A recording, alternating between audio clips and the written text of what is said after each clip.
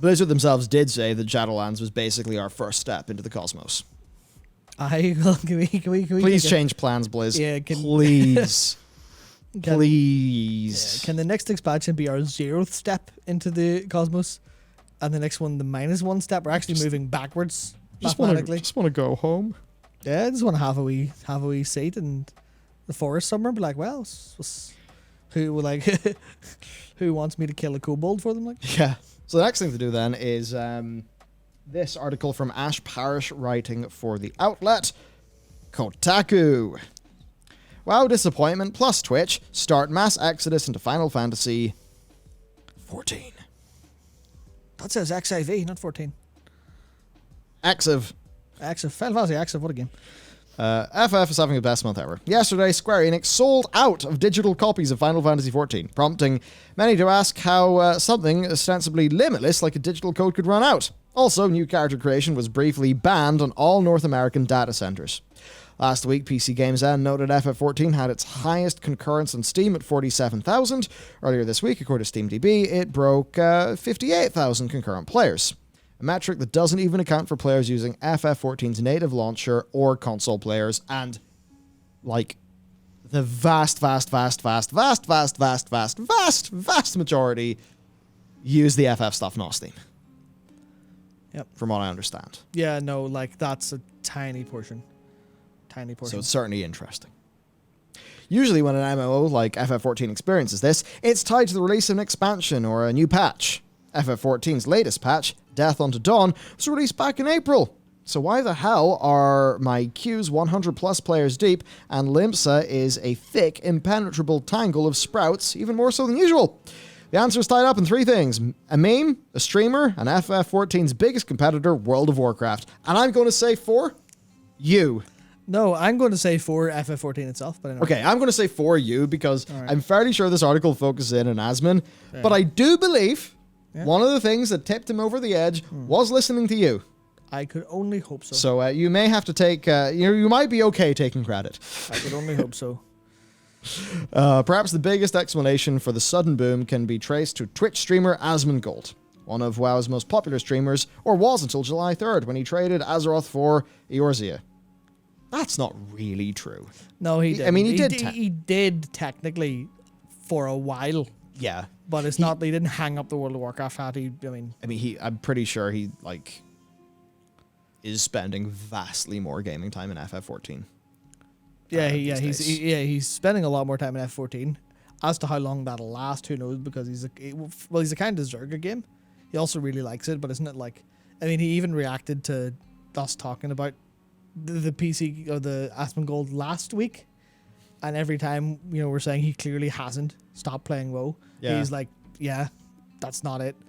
People's perceptions are that he'll do that, and he's up on a pedestal for loads of them. Yep.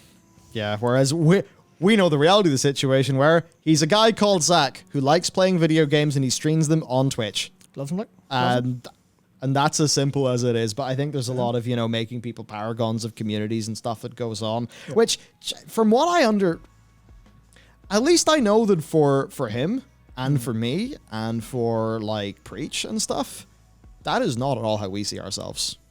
We're just people. We fling our shit onto the internet and people may or may not like it. And that's just kind of how it goes. How the whole internet sort of works, sadly. The VOD of his adventure as a warrior of light has since become one of his most popular clips, earning 2.7 million views. Yep. He said he was committed to seeing FF14 through to its end game to figure out whether it's worth wasting your life on. Another explanation might be found in World of Warcraft's story. Back in June, Blizzard released Chains of Domination. The latest patch came with the Sanctum of Domination raid, an endgame dungeon that confronted players with one of Shadowlands' and WoW's overall big baddies, Sylvanas. The end cinematic was a huge letdown. I wonder what article they are linking to. Let's find out. Is it Mr. Mesner? It is the big Steve. Good man, Steven. You've killed World of Warcraft. Of course, Steve's just lying for money too, just like us, remember? That's how it works. Never told the truth in my life. The ending cinematic is a huge letdown, an incomprehensible mess of story that ended in a cliffhanger that won't be resolved until the next patch in the far-flung future. Now, can't expect, it's sort of a general, like, writer to know, but there is the final stage of the Covenant campaign, so 9.1 could absolutely contain answers. We just haven't reached that part of the campaign yet. When Blizzard released a video of the raid's final cinematic on YouTube, the downvotes were more than 3 times the upvotes. What's that now? I actually don't trust this metric anymore now because, it's now a fun meme to go and, like, dislike that. Yep. So I wouldn't actually take that much stock. Yeah, especially as a meme does like it, so I think, I'm sure Connell will edit this in nicely if he remembers, but that currently says 4.6 uppy happies to 15,000 downy nopies. Downy nopies and uppy happies? Yep. The latest misstep seems to be a lot of players' final straw, according to Polygon reporter and WoW expert Cass Marshall. And here's a quote from Cass. Fans feel frustrated because they're on a slow ride through Mystery Town with little payoff or explanation. The giant cosmic scope and Thanos-level villainy doesn't help either. There's stuff to like in Shadowlands, but it's drowned out under the main plot. Though Blizzard boasted that Shadowlands is the fastest-selling PC game of all time, there was a 5 million player dip in Blizzard's monthly active users between Q1 of 2020 and Q1 of 2021. It's not possible to determine if these were all WoW players or spread out between Blizzard's other games like Hearthstone or Overwatch, but there does seem to be general apathy towards World of Warcraft that Final Fantasy is brilliantly equipped to capitalize on. And then the next part of this is basically just the, did you know that the critically acclaimed MMORPG has a free trial? Which, of course, what a great meme to have for your game. They've perfect. Cultivated a fan base that loves them. Yep. It helps that FF14 is generally a damn fine MMO with a community that has a reputation for being the best MMOs have to offer. Cursory scroll through the FF Reddit has many threads welcoming new players, offering tips, ex-WoW lifers gushing about the night and day difference. I myself am a reformed WoW player who's had her entire world rocked by FF14's engaging and effortless storytelling that doesn't yet seem to rely too much on villain cosmic power creep. And of course, Endwalker is the final stage of a 10-year arc, and the 6.0 expansion, or is it 7? But the one after Endwalker is like going to be a new journey for Eorzea. 7, yeah. It'll be a new journey. I see. I don't know what happens with the Garland Empire, but I wonder if it'll be like, more of a... Anyway, I shan't ask because I don't want to do the old spoilerino. For now, it seems FF's Eorzea, it's Eorzea, and that's just where we're all living. In April, Square Enix announced FF14 amassed 22 million registered players. That bonkers number is only going to grow when FF14's newest expansion releases November 23rd. So here's what I really want Square Enix to do. This is how they could just unzip and flop out a big chunker. Yep. What the fuck? Okay, yep. Tell us what the registered players is now. No. Probably a bit bigger.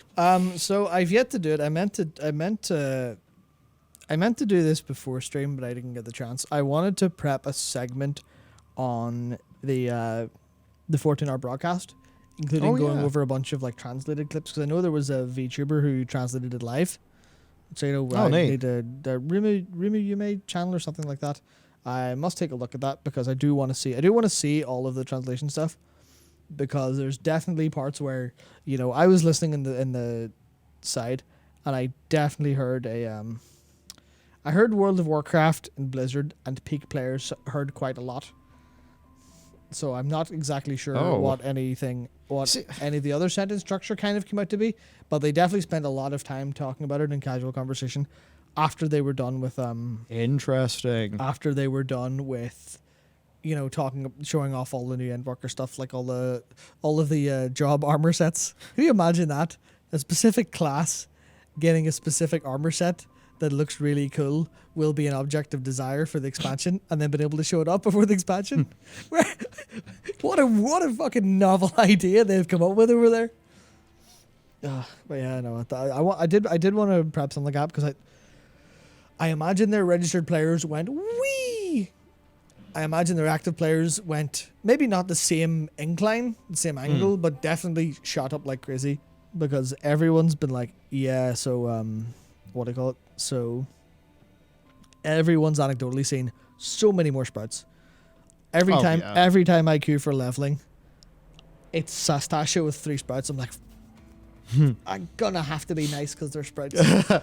I'm gonna have to be nice and be like, okay, here's the way to go. So this note tells you what color to press over here. Or what's the other one I always end up in?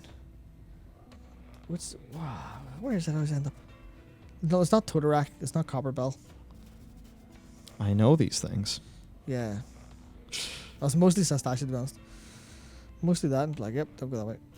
Ah, man. Yeah, so it's interesting. And, my overall, honestly, look, my overall thought and opinion and all this jazz is this is bad for Blizzard. This is bad for World of Warcraft. It shows that they are losing a bit of touch. They're losing control of the narrative. Like, the fucking game journals are turning on them. That's like... And I don't mean that in like a super disparaging way to the journos. It's just that, like, generally speaking, World of Warcraft is off in its own corner, and it's not that talked about other than the big expansion releases. Yeah. And now we have most of the major sites writing articles being like, basically all these major sites getting either their World of Warcraft people or their tangentially World of Warcraft people. I mean, the case of Cass and Steven, like actual WoW people, being like, hey, could you check in, Steve? And then Steve's like, oh boy, I have opinions. Or Steven even. So, yeah, it's very unfortunate. It's very unfortunate. And Blizzard have... A lot of their player base are unhappy. A lot of the broad discourse is not particularly, in their camp. They cannot just keep on being like, oh, hope for the best. We have a great plan. It's going to be good, boys. It's going to be great, bros. He's got the sigils. It's going to be fun. Gonna be so sick. They can't do that in the face of, all of this stuff. It's like, it ain't good. It ain't good. And, I know even... there's a lot of people feeling a bit alienated by some aspects of where the whole story's going. So I mean, it's like I keep saying, this doesn't the story just doesn't feel like World of Warcraft anymore, and that's one of the problems where they were in too much of a rush to actually get it up there. Yeah. Whereas they could have, they jumped the shark. They skipped a whole lot of stuff and took us here, whereas they could have done it over another expansion or two and got us here reasonably, but they just kind of went, where are we going to go? Shadowlands. I feel like they, like us as players, are super interested in the speculation and those parts of the lore, but they've maybe lost sight of the general player base and, maybe story. It's like what can happen when you have a bunch of lore buffs writing story when they're not, like, writers.